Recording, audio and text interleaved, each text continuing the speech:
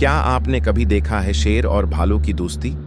और जब उनके साथ हो एक शरारती खरगोश, तो कहानी बन जाती है जबरदस्त एडवेंचर की।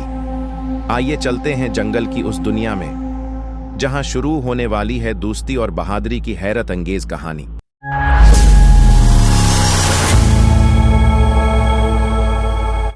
बच्चों, एक दफा का जिक्र है कि एक घना हरा भरा जंगल था। वहां हर तरह के जानवर रहते थे, छोटे भी और बड़े भी।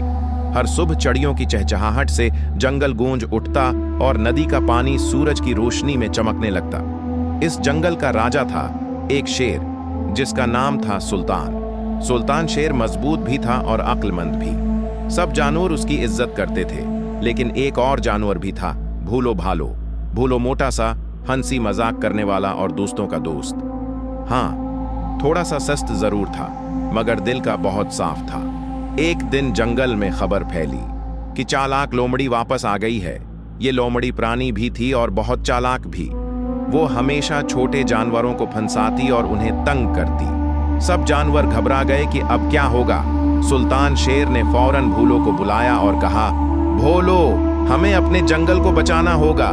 ये लोमड़ी हमारे दोस्तों को तंग करेगी। क्या तुम मेरे साथ चलोगे?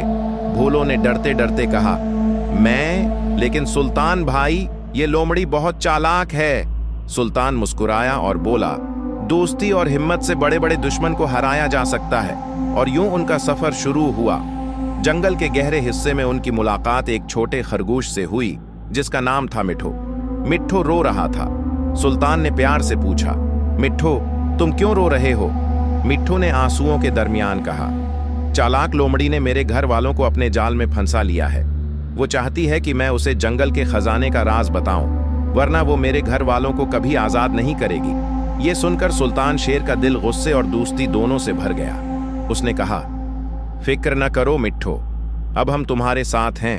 हम तुम्हारे घर वालों को आजाद कराएंगे। और यूं मिठो भी उनके साथ सफर में शामिल हो गया। सफर मुश्किल था। कभी नदी रास्ता रोकती, कभी अंधेरी गार सामने आती। भूलो भालो थक जाता और कहता, सुल्तान भाई, बस मैं और नहीं चल सकता।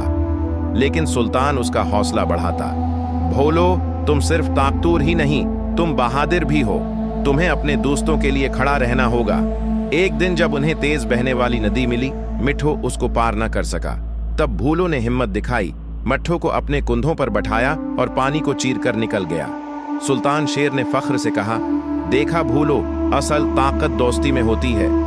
आखिरकार वो लोमड़ी की अंधेरी गार तक पहुंच गए। अंदर से अजीब अजीब आवाजें आ रही थीं। लोमड़ी ने जादू का जाल बिछाया था। सुल्तान को अपनी ही आवाज सुनाई दी जो कहती थी, तुम कुछ नहीं कर सकते, तुम अकेले हो।